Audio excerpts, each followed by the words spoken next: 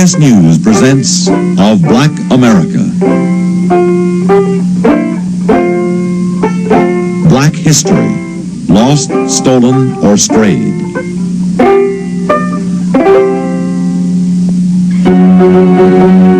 good man, Charlie Brown, you're the kind of reminder we need. You have ability, nobility, and a sense of honor that are very fine indeed. Whoop, boom. With a heart such as yours, you could open any door. You could go out and do anything.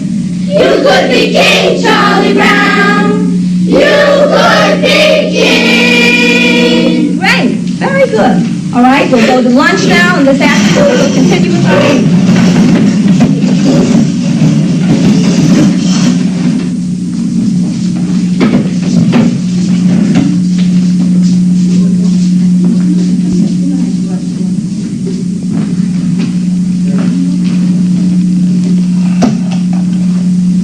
No, I could never fit in that.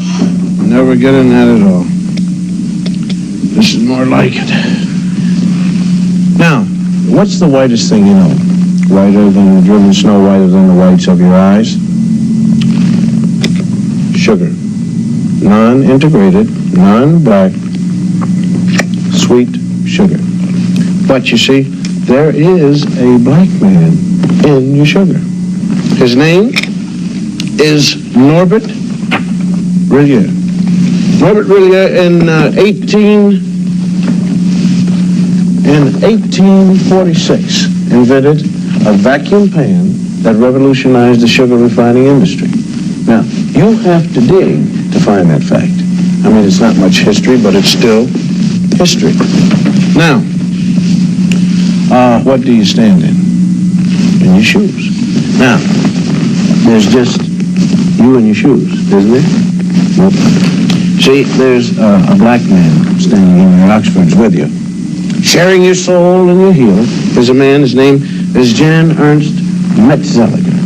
And in 1863, this is a drawing by the kids, Metzelliger invented the machine that made mass-produced shoes possible. Now, you have to dig around for that fact, too.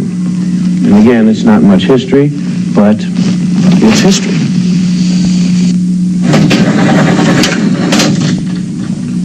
Am I coming in clear to California? I mean, is this TV signal driving through a pass in the Sierra Nevada mountains and slipping into San Francisco? Okay, well, I want to thank you, Jim Beckworth. Jim Beckworth out of St. Louis, hunter, trapper, and honorary chief of the Crow tribe of Indians. We had trouble finding you, Jim. Though you helped open the West, you didn't make the books. Chicago, right here, where the Wrigley building is. Young fellow by the name of Jean-Baptiste de Sable. Jean-Baptiste, he founded you, Chicago, when he traded with the Indians. And of course, there it is right there at that particular time. It was called Chicago or Stinking Onion by the Indians. And de Sable, he didn't even change the name at all. Now you take the Lewis and Clark expedition here, right in there. You'll find a black man named York helping to open the West. Those men are trying to wash the black out of York. That's what you might call historically significant, because a lot of people think we ought to wash white, but we ain't gonna, you see. Texas. Coming to you, Texas, right down the Chisholm Trail, right here. Right down there with 5,000 black cowboys who never made it to the Hollywood Western. Did you know that? Huh? In this same group, there was one black outlaw. His name was Deadwood Dick, who claimed his soul brothers were Bat Masterson, Billy the Kid, and Jesse James. Deadwood Dick used to ride into the saloon, order 2 drinks, one for himself and one for his horse. And here's his horse, drinking a shot of red-eye with straw. And how about the 186,000 blacks who fought on the Union side during the Civil War? 38,000 died. How about Teddy Roosevelt's charge up San Juan Hill? It wasn't just the Rough Riders who made it. 4 black regiments went right up with Teddy. They didn't get lost going up the hill. They got lost in the history books. How about the North Pole? Snow White?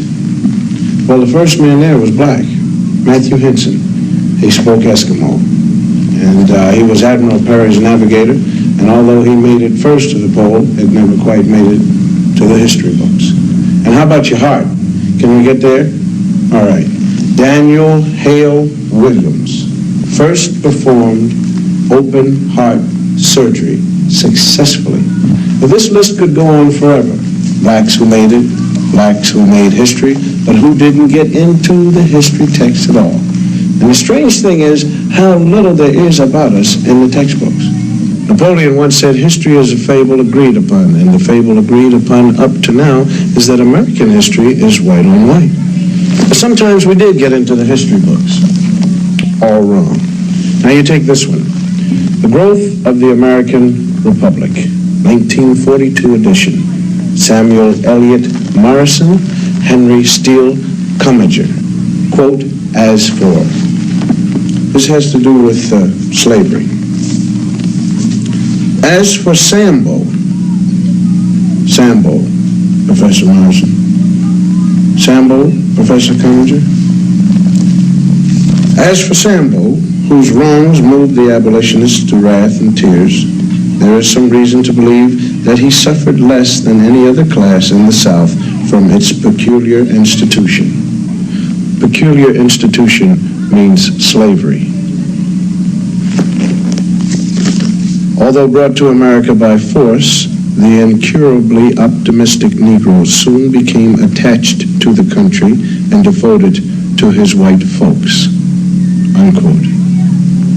Those lines were written by two Pulitzer Prize-winning white Northern professors. Once more, Bill Cosby.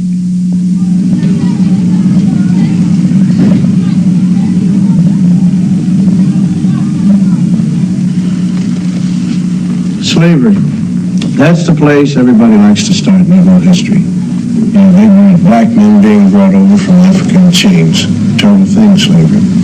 But this way slavery is taught sort of takes the sting out of it. Because the way it's usually taught, people think that we Afro-Americans started with nothing but little grass skirts like the kids in the Tarzan movies.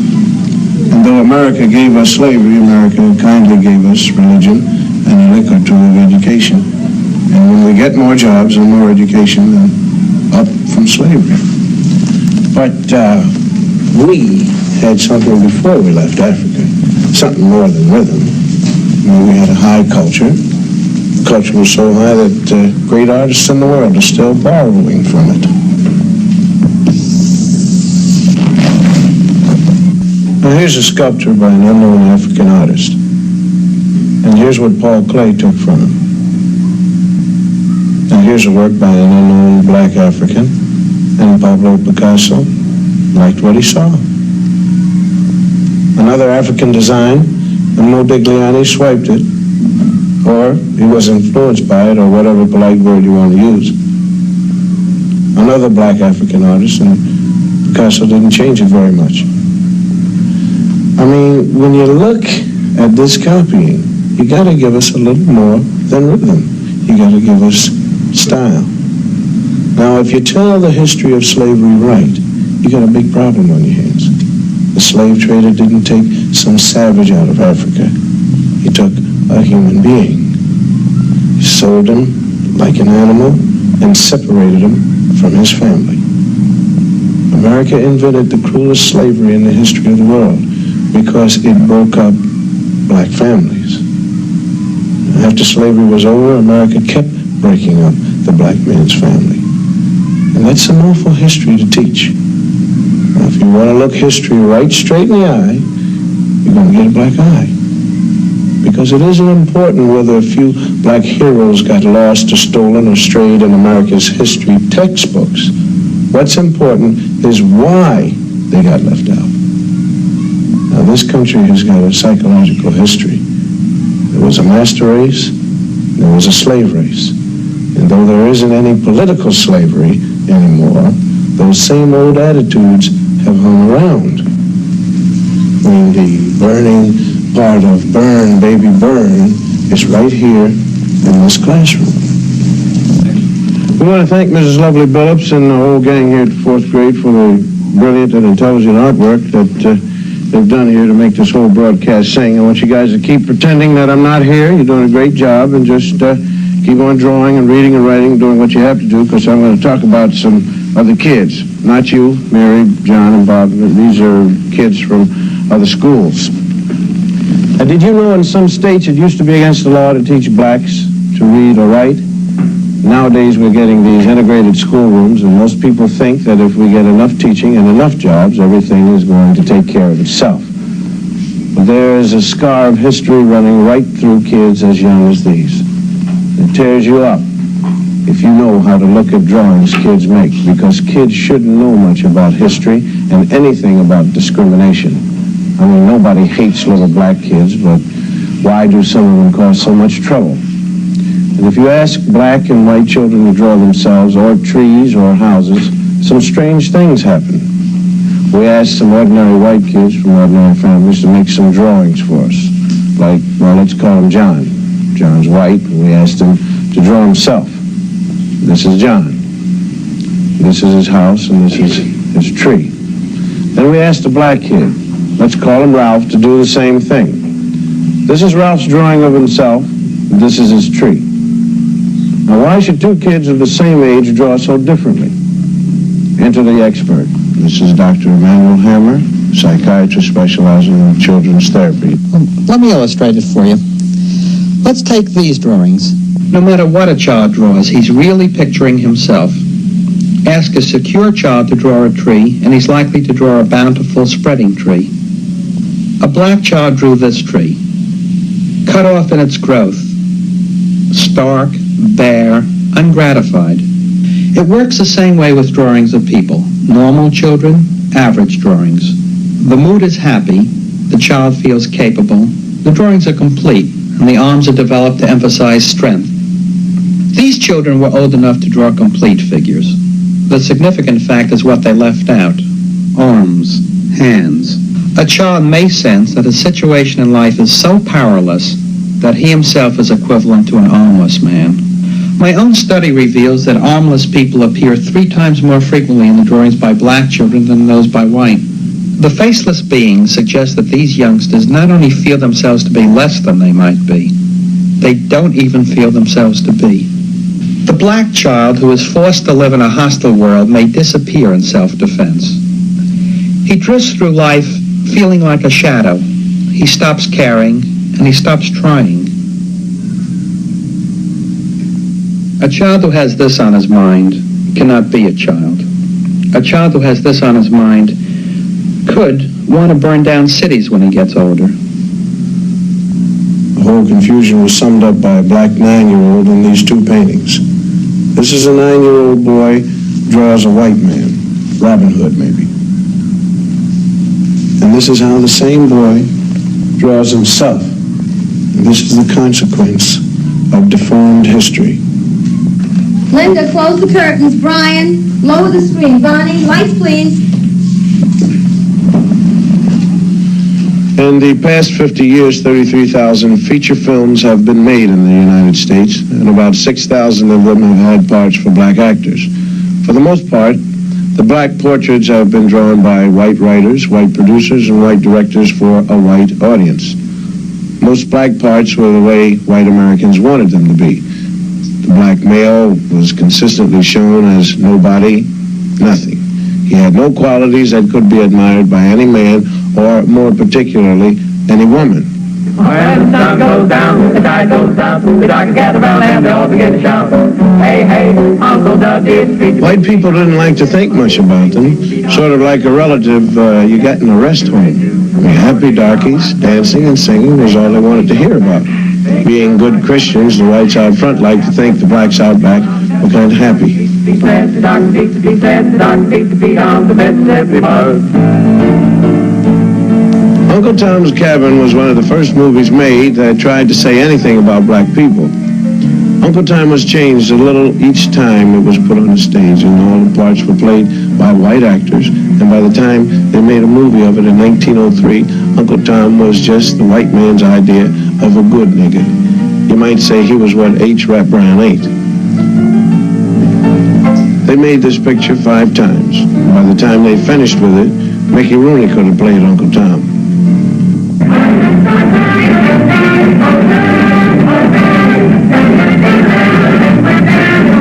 minstrel shows started as the black man's entertainment for himself and the plantation owners. When they were filmed, though, they were done by a white cast. We figured that out. They were done as sort of a joke, and the black entertainer couldn't even get a job making fun of himself. The first really vicious anti-Negro film was called The Birth of a Nation, and it was a honey. And the second worst thing about it was that technically in 1918 it was the best movie that had ever been made. A cat named D.W. Griffith produced it, and he knew how. See? Birth of a Nation pretended to tell the story of the Civil War and what happened afterwards when the slaves were freed. White women couldn't walk on her own sidewalk, if you believe the picture.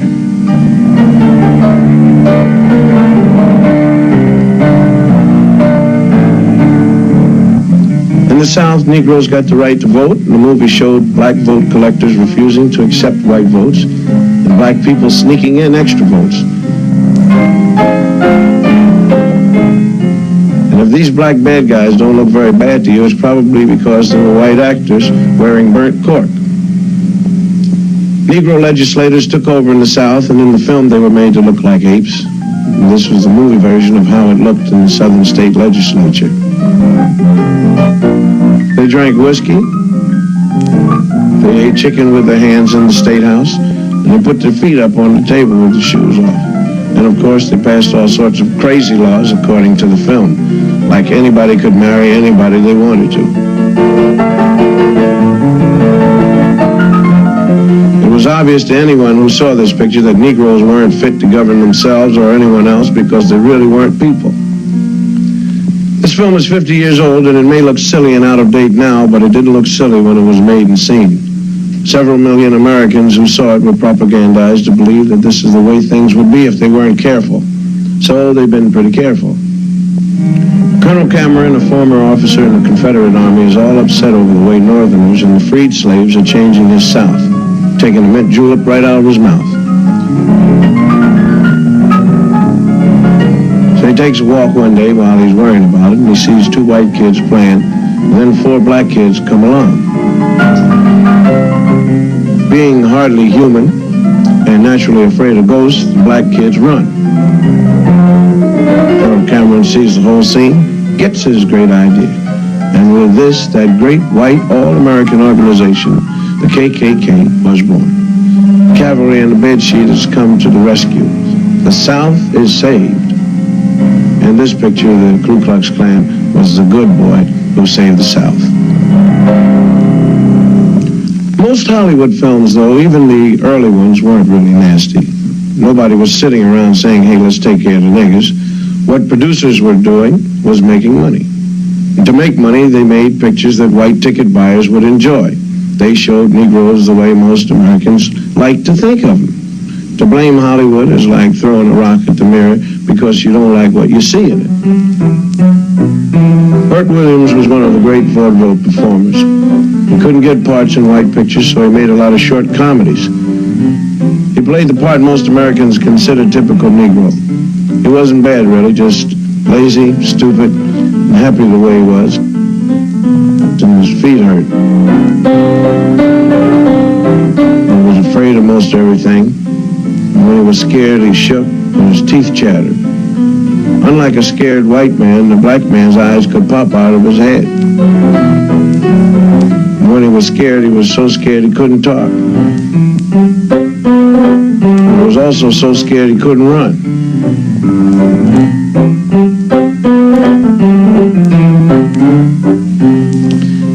Black women, on the other hand, were steady and imperturbable.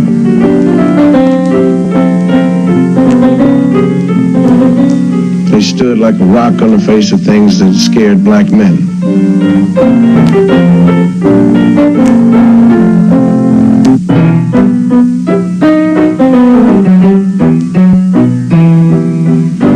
Another strange physical characteristic was when they were really very scared, the guys turned white.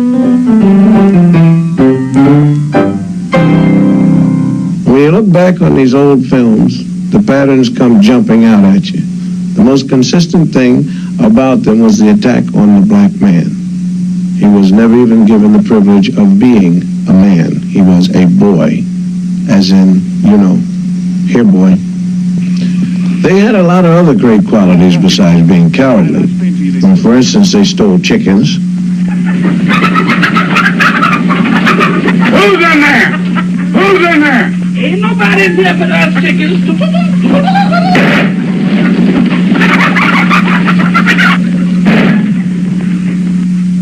They shot craps.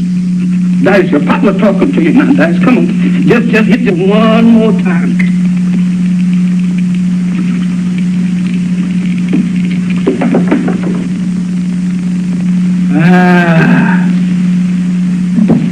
And lions weren't the only thing they were afraid of either. They were afraid of gorillas. Wonderful. Is that you next to me? Wonderful. Is that you next? Now, come on, Wonderful. Now, don't start laughing. Come on, tell me the truth. Is that you next to me? Wonderful, please say yes, that's you.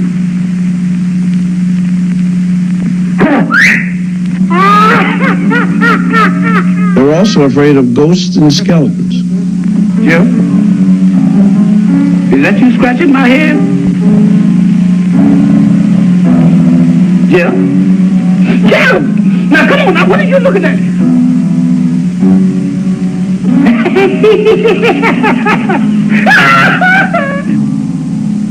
What's your hurry, boys? Even when they were little boys, they had these characteristics. Farida in our gang was the boy.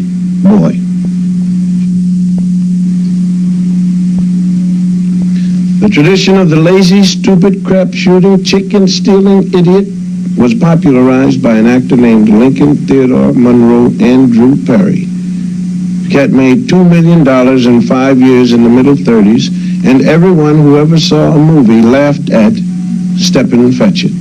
Come out, wherever you is, wherever you be, wherever you be. Come out, wherever you am. How's the government looking for you? Where you going, stranger? You scare somebody stiff like that. I'm looking for hillbillies as you were. I ain't saying I am and I ain't saying I ain't. Well, that's close enough for me, because I'm tired of walking myself. The government told me I got to bring in a hillbilly, so you come go with me to Washington. I ain't a-going. That's the color of another horse. Well, I tell you, you don't go for me. We go for the Navy. No! I go for the Navy. Well, I tell you, go for the Army. No, I won't go for the Army. It's too bad he was as good at it as he was. The character he played was planted in a lot of people's head, and they remember it the rest of their lives as clear as an auto accident. What's that? Are you an Indian? Yes, I'm Indian. Man, you don't know. I'm Indian. I got 1 fold of Cherokee, 2 folds Seminole, and I got 4/5 Hiawatha. Wait a minute. Hiawatha was a woman. I can't help it. I got 4/5 of her. He played in movies with other actors who were as American as Mom's raspberry jello. If they accepted the stereotype, how wrong could it be? Mr. Judge Rickey, can I see you some, please? Well, I'm pretty busy. Yes, but I just want to ask if you cared about it. Care about what? About over at my house, night before last. Another baby? Yes, you sure guessed it, you heard. What's his name? Oh, we call him L.R. Elias Rigby Livingston. Oh, named him after me, did you? Yes, Elias Rigby. I told my wife Ethel, I said, honey, I know Judge sure gonna be gratified. Well, of course, yes, I appreciate the honor. Yes, I suppose a compliment, and I ought to do something for you. yes, that's what I thought. You come over to my place tomorrow, and I'll give you a job. Job? Rake and leave. I asked him for work. All-American little Shirley Temple played a lot of parts that involved her with black actors. She was always real nice to them. Oh, James Henry, you always do it wrong. This is an imitation Step and Fetch It named Willie Best with Shirley. Come on, Miss Burgess. I just won't budge. I'll show them I'm The not. cute little white girl was brave and strong in the face of danger. And the big black man was stupid and cowardly. What are you afraid of them for? Oh, honey, child, them Yankees is mighty powerful. They can even change the weather. Yes? Whenever they come around, I never know whether it's winter or summer. I'm shivering and sweating at the same time. James Henry, serve these cookies to Master Harold and wipe his chin. Yes, ma'am, Miss Bud. She was good to them, and they were good to her. Sort of a master and pet relationship. How would you like to see Uncle Billy dance? All right, James Henry, let's get going, son.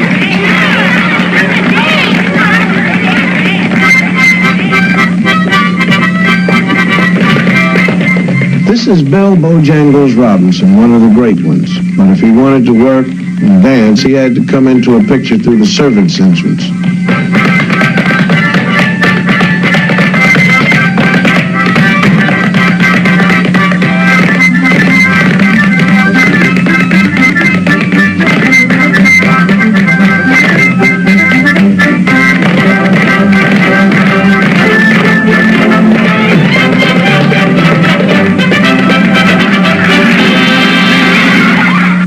Shirley was good to children, too.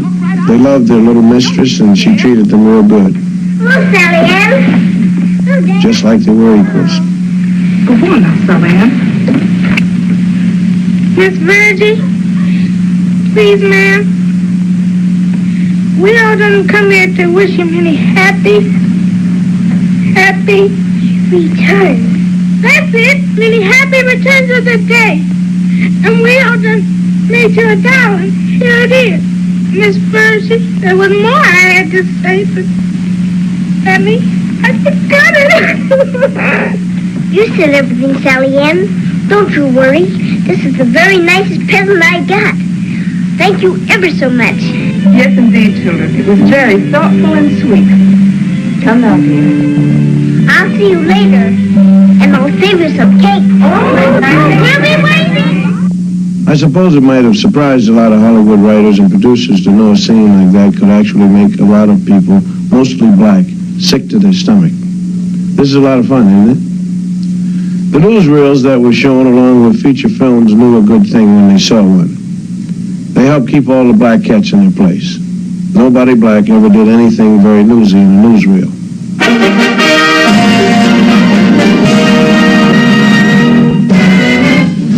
They did things like eat watermelon in watermelon eating contest.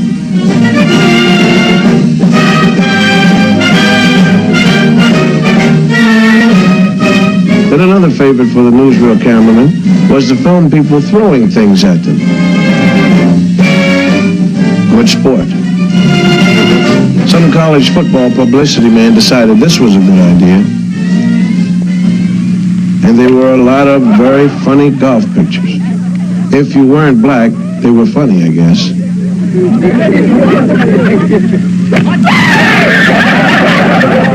Lie down. Just right out of your mouth. Don't miss, boss, don't miss. Well, you keep still, see? Otherwise, you'll have flour in your room and you won't smell them. Oh, boy. Oh, wait. Everything suggested the black man was nothing.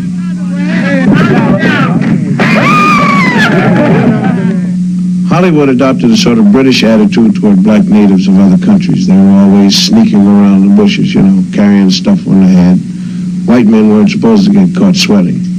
Ann Harding played a scene in a picture called Prestige, and it stated the colonial attitude. Don't let it break, Andre. Take to him your race for a wedding gift. The prestige of the white man. That means everything you stand for. And it is the only weapon you two will have. Prestige. But it is enough to preserve you. Yes, sir. And I'll try to remember it. If you'll kiss me. Even though most non-white natives of any place were savages in films, it often pleased white producers to endow a few chosen blacks with the virtue of great loyalty to him, the white man. Here's one defending Ann Harding to the death. There was always one loyal and true black man who would do anything for his master.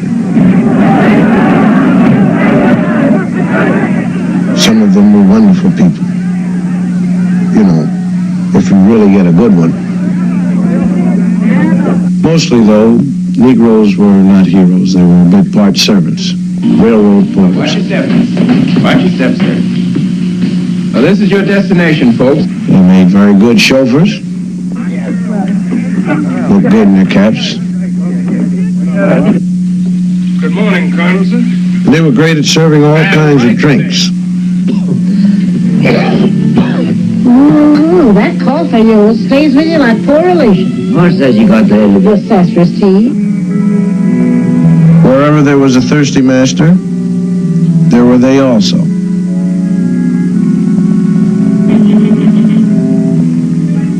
Mom, Beck. They played Aunt Jemima. Will you have enough?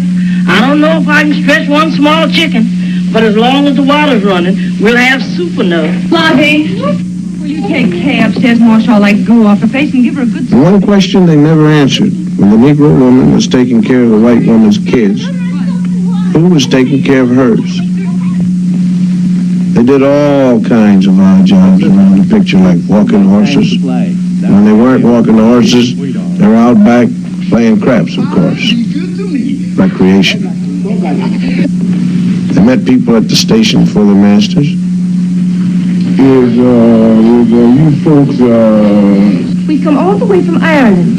Mr. Milford's expecting us. Mr. Milford. Yelsum, you is which I'm looking for. I'm Mr. Milford's boy. His boy, you say? Yes, sir. Murphy's the name, sir. Did you say Murphy? Yes, Miss Murphy. They calls me Walking Murphy. Walking Murphy? Yes, sir. Most of us Murphys down here just sit. I walk. They make wonderful servants, all kinds in pictures. Dumb but loyal. Jacques, isn't this a beautiful night? I just love parties, don't you? I beg your pardon? Thank you kindly. Yes? Hello? Oh, this is the Baragon residence.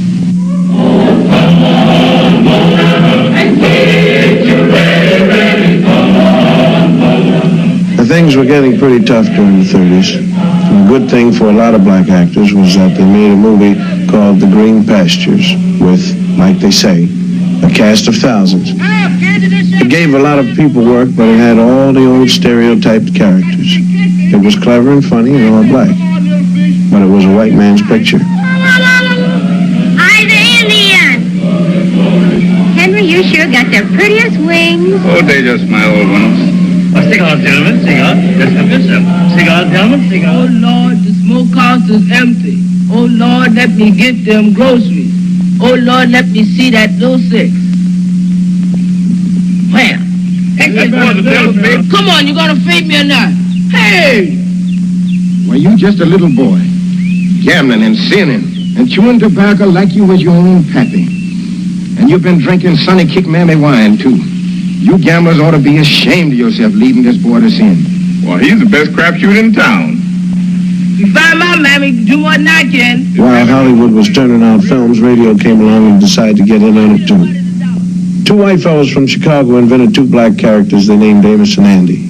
They played their parts on the radio for 30 years. This is them doing their bit. Well, Brother Crawford looks pretty good since he's been here at Palm Springs, don't he? Yeah, looked like his wife done beat him. When radio moved over to let television in, Amos and Andy went with it. These two white cats couldn't play Amos and Andy where you could see them, so what they did was they had a black cast. The cast was different, but the stereotypes were the ones that the white people had come to know and love. They were shady characters with money. Well, I got the books right here, and they're open to each and every brother's complete inspection. Get your hands off of that thing there. So you want to see the financial books, huh? Yeah. Well, there he is. There he is. You done see them. The meeting's adjourned. Neither was still slow and lazy. Are you sure they are not here? Oh, yes, they told me so themselves. Have them report to our office right away. I sure tell them, all right. They had trouble with the English language. Misused words a lot. And Mr. Brown, my new secretary here, ain't gonna have no time for no extracurricular activities. And I'm telling you now, as long as you have that secretary in your office, I'm going to work as a secretary myself. Oh, give me an ultimatum, huh? I'm putting my foot down. Had trouble with women. It was always the women who were dominant. Come on, Herman. Mostly black actors aren't playing the old stereotypes anymore. There are people who say they're playing a new stereotype. Sidney Poitier is always helping some little old ladies across the street, whether they want to go or not. Black people in this country got a bum deal for a long while, and it won't hurt much if we see a little of that now and then. Stanley Kramer has let us use some scenes from Guess Who's Coming to Dinner. Look at these and remember Birth of a Nation. This is the opening scene when Katherine Houghton is bringing Sidney home for the first time. This is Dr. Prentice. John, Miss Matilda Binks. Pleased to meet you, Miss Banks. I've certainly heard a great deal about you. Katharine Hepburn and Spencer Tracy are the girl's parents. Thank God he's right. She's 23 years old, and the way she is just exactly the way we brought her up to be. We answered her questions. She listened to our answers. We told her it was wrong to believe that the white people were somehow essentially superior to the black people, or the brown or the red or the other ones, for that matter. People who thought that way were wrong to think that way. Sometimes hateful, usually stupid, but always, always wrong. That's what we said. And when we said it, we did not add, but don't ever fall in love with a colored man. Sidney tells it like it is to his old man. You and your whole lousy generation believes the way it was for you is the way it's got to be. And not until your whole generation has lain down and died will the dead weight of you be off our backs. You understand? You've got to get off my back.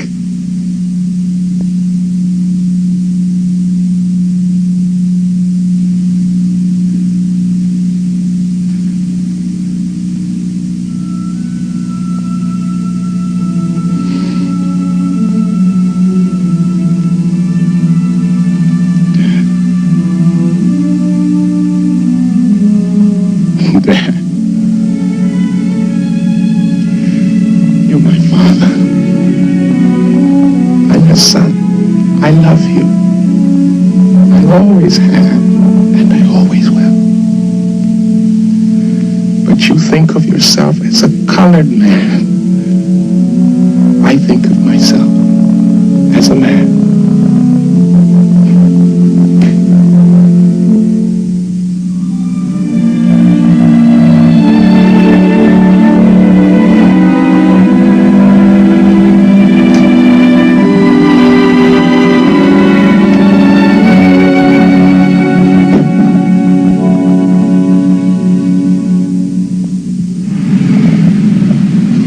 When the movies in the classroom get into the streets of black America, some strange things happen.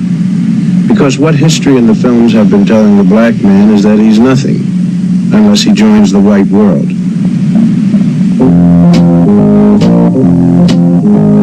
The message used to read, black is nothing, white is beautiful. And for a long time, a lot of black cats spent their lives trying to be white.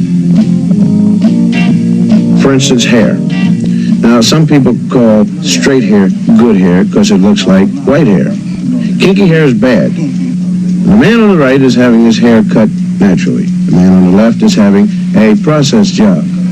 What the barber is doing is applying harsh chemicals to his head so he'll have straight hair, like those movie stars had. It's a painful, long process that costs $6 and has to be looked after every couple of weeks. Now, these days, any young black man will find the whole process demeaning. I mean, it's out, even in the ghetto.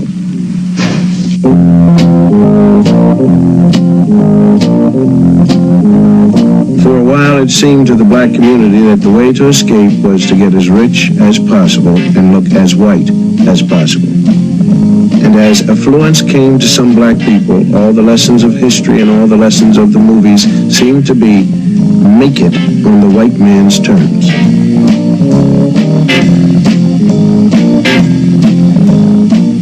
So the rich black cat took the rich white cat's dreams and tried to walk through the door. I mean, today many middle-class blacks have the education and the bread to buy everything the white man dreams. Every dream but one, getting into the center of the country. When you can't make it, you make up your own. A lot of black women think we ain't ever going to make it. There's a fallacy in this country that says that any man by his merits can make it. That is not true. Do not believe that. It is not true. Because any man in this society cannot make it. That's where the whole fallacy is. The white man keeps saying to you, if you just stop being black, if you just stop shooting your people on Saturday night, you just stop talking Negro dialect, you clean yourself up, get yourself a job, you're going to make it in the society. It's not true. I know for myself, I have a master's degree in social work, and I know that people won't accept me. And I was an honor student, and I know I can make it. They won't accept me. They don't discriminate against me because I'm a Christian. They're discriminating against me because I'm black. The message down here is coming in strong. It happens to be yourself, be black.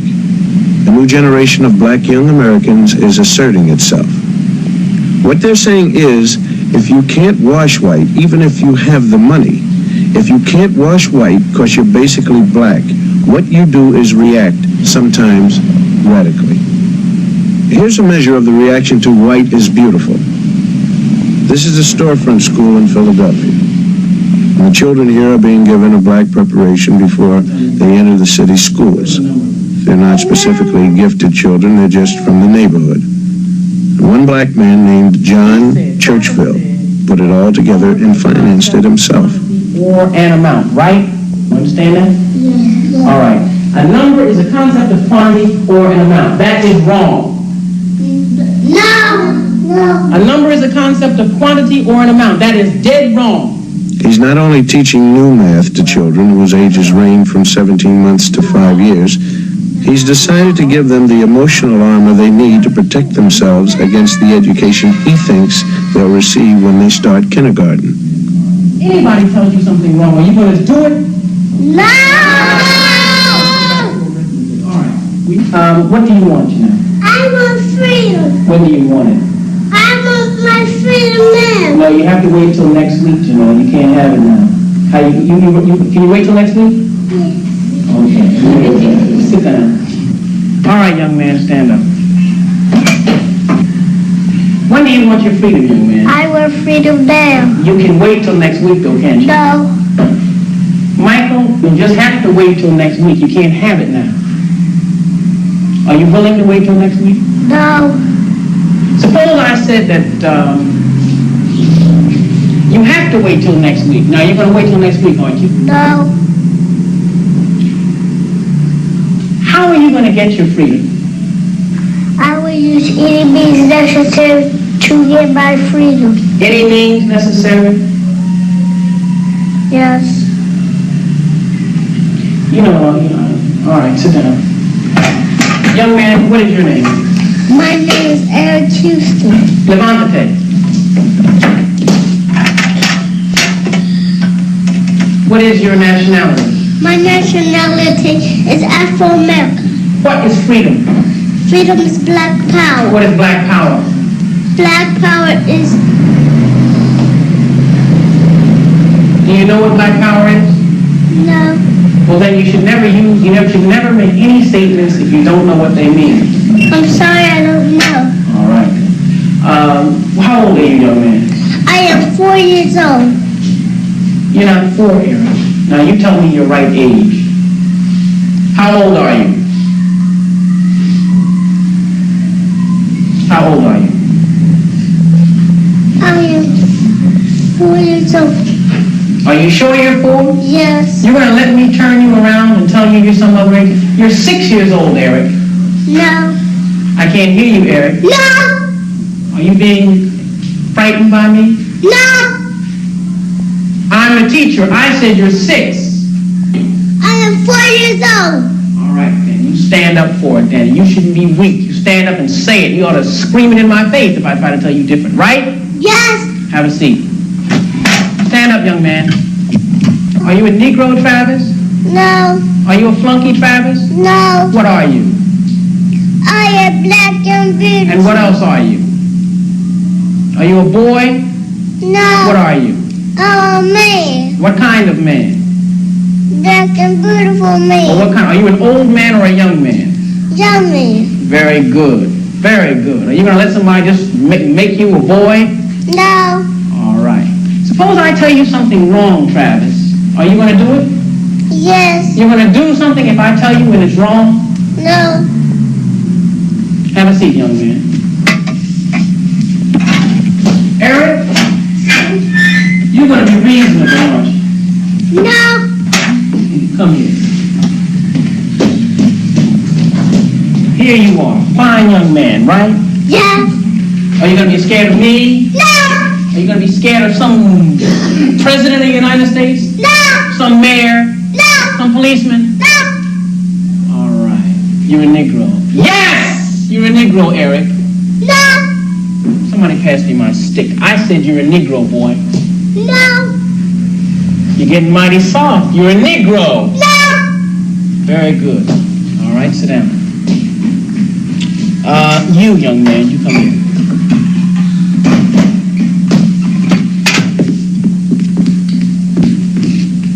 Your nationality is American Negro. Yes. No. Your nation... Now look, don't play with me. You're a Negro. No. I am your teacher. You are a Negro. No. Suppose I threatened to beat you. What would you say? Aren't you a Negro now? No. What are you? I'm black and beautiful. What is your nationality? My nationality is Afro-American. Suppose I had some money in my pocket. Suppose I gave you $1 to say that you're an American Negro. This is money now. Money talks. Money talks. This $1, and if you don't say it, you don't get it. You're an American Negro, aren't you? No. You won't have any money. You know you need money, don't you? Yes. You need money to live, don't you? Yes. All right. All you have to say, Leon, is that you're an American Negro. Aren't you an American Negro? Are you an American Negro? No. What are you? I'm black and beautiful. What's your nationality? My nationality is Afro-American. Very good, man. Keep it up. Go sit down. You had to think about that a minute, didn't you? Yes.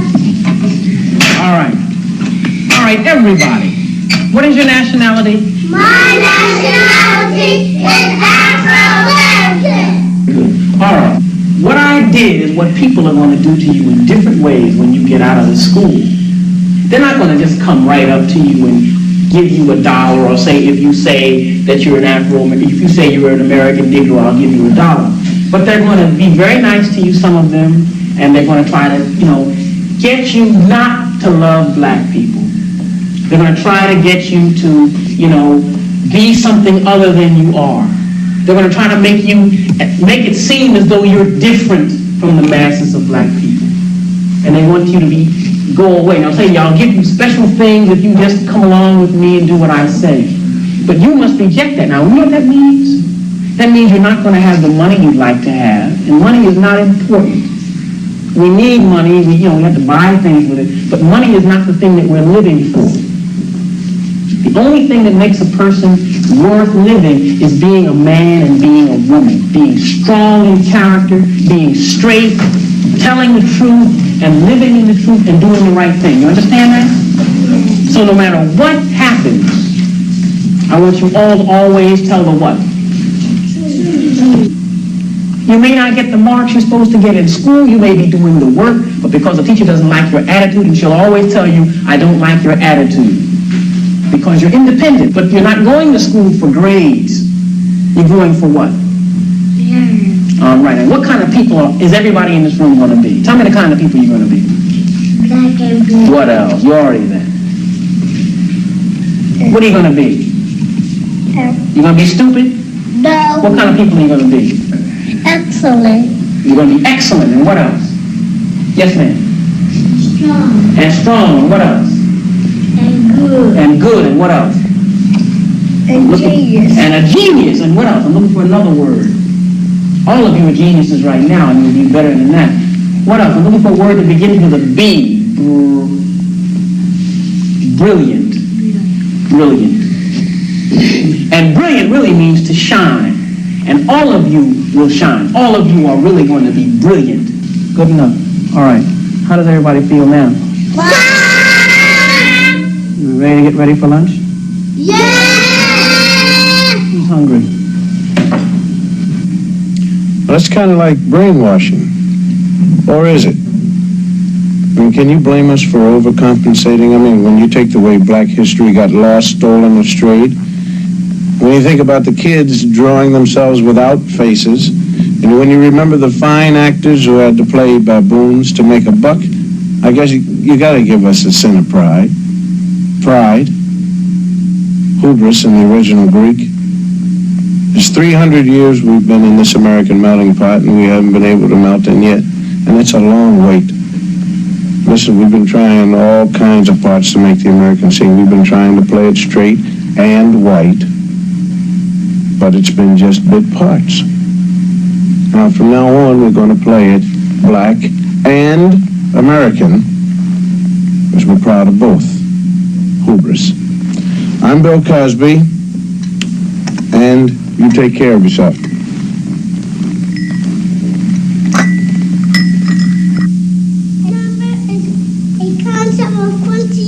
Quantity or in the mouth.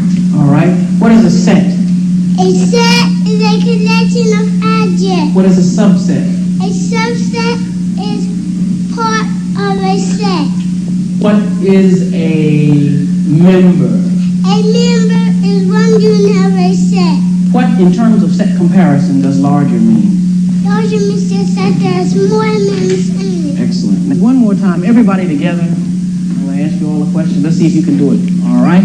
What is arithmetic? Arithmetic is not a number. What is a number? A member is one unit of a set. What is, in terms of set comparison, what does larger mean? Larger means a set that has more members in it. In terms of set comparison, what does smaller mean?